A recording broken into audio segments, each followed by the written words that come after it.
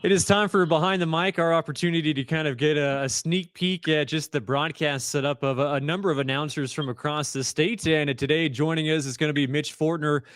He is going to be on the broadcast for the Manhattan High School Indians football team. Voice of the Indians. Hey, Mitch, appreciate you coming on the show. I mean, for you, how many years have you been doing Manhattan High School? Oh gosh, I think this is for football. This is my fifth, and then basketball. I've been doing it 8 or 9 seasons. I think this will be my ninth season, but yeah, football fifth, and it's been a lot of wins for Manhattan during that time. A lot of wins indeed. So take me through your arrival. Like, what time are you showing up to the press box?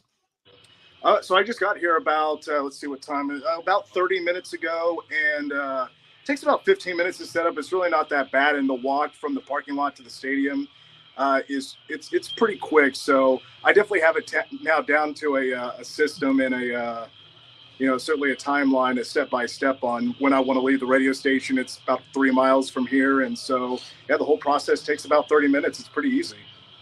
You talk about leaving the radio station, kind of talk about that balance of, obviously doing your radio show, but also doing the play by play as well, and kind of how you find time for both. Yeah, it's not easy. It's a lot of long hours. I mean, we don't, when we get into this business, we know the hours are going to add up for sure.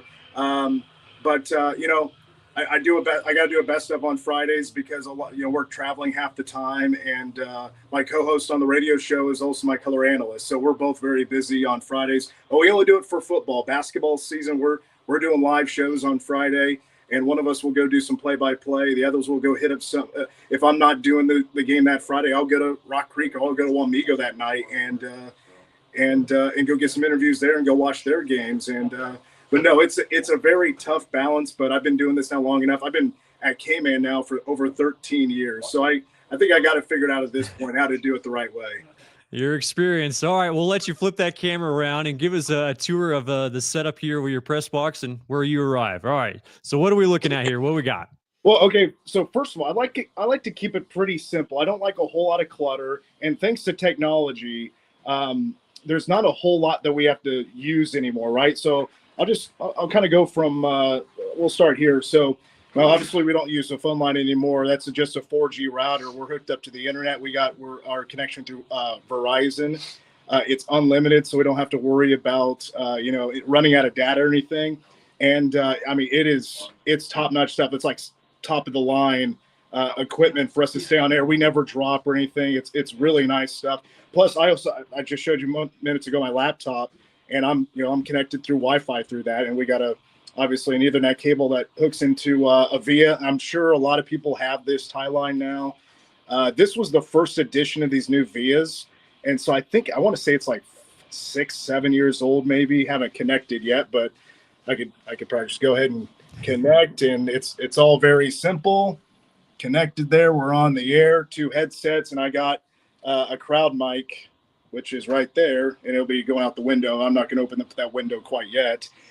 We got 2 headsets. My color analyst's not here right now, but Manhattan High has been very gracious to give us a ton of space for my color analyst to keep stats, to spread out, have a bunch of papers everywhere, and have plenty of room to do his job. I keep the scores there, and then I always bring my laptop to every game since we got internet wherever we go. And what I have here is it's a scoreboard we make for every game. So okay, it's basically all the scores that we want to keep track of through our 5 leagues that we cover. And then my board op in the station is going to keep track of all the scores, and we'll just send them right to us so we can update scores. Oh, nice. Whenever we need to do, we do a scoreboard update every quarter, at halftime, post-game, pre-game, and we're not having to search for scores whenever we get a chance. We have people on top of that for us. So like our board ops, what are they doing during the game? They're helping us find scores. It's a big help. That's one of my favorite things that we do. So it makes our jobs a lot easier. And then if you want to see the rest of the press box here, Cole. Sure, let's do it. So it's all one room. There's okay people down there. Mark Ewing is going to be calling the game on the live stream tonight. Used to work at WIBW. Nice. And also here at Bishop Stadium here in Manhattan, we got a new video board this year. I don't know if you can see it through the glare. That's helpful. But we're running all that through right here. The only issue with the press box is we got lights right here. and it gives you can probably see it now, it kind of gives you a glare.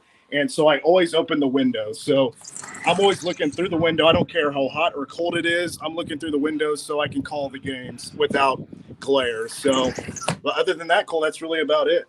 Now, do the windows actually come out? Because I always felt like they should always ask broadcasters on before they do like setup, like, you know, when they're constructing new like press boxes, like, but no one ever asked for my opinion on whether or not the windows can come out or not. So I always feel like that's a deal breaker. No, the press box hasn't changed since I started doing play by play. I will tell you though, when K State was building the soccer stadium, they did ask me what I like, what I don't like, because I was doing radio for soccer at that There we time. go. And so they designed that booth specifically for anybody that needs to do radio. It's comfortable. There's no like the beams right in the middle of the window that you're trying to look into. But there was a few, like, for instance, a new scoreboard, the new video board, there's a new sound system. They put in turf last year. I think somewhere down the road, if not later, it'll be sooner. There will be new things hopefully coming to the press box whenever they can, get to it, I suppose. Your preparation, Mitch, like how much time and just how much preparation do you need for a broadcast that you feel, comfortable going into the game? I don't know if I ever feel like I've done enough prep sometimes, because like you mentioned, I do a show every day. I host Power Cat Game Day on Saturday, so I'm prepping for that. I do a morning show. I do a lot. I would say, man, I probably do about 10 hours. Okay. 10 hours of prep, doing my charts, which I forgot to bring. And so my color guy went back and just went to go get him real quick. He may be here back in a second. About 10 hours. I watch film. I watch film with Coach Charts every Wednesday. So that's a big help, helping me prep for, for example, Derby, who we're about to play here tonight. We watch film on Wednesday. So that helps me prep a little bit. And then I'm doing all my chart work on Fridays. If we're on the road, I'll get it started on Thursday. Hey, Mitch, I appreciate the insights and I appreciate the tour as well. Cole, you're the man. I'm happy to join you anytime. All right, we'll get you back on the winner. That's Mitch Fortner. He is the voice of the Manhattan Indians, joining us here for Behind the Mic.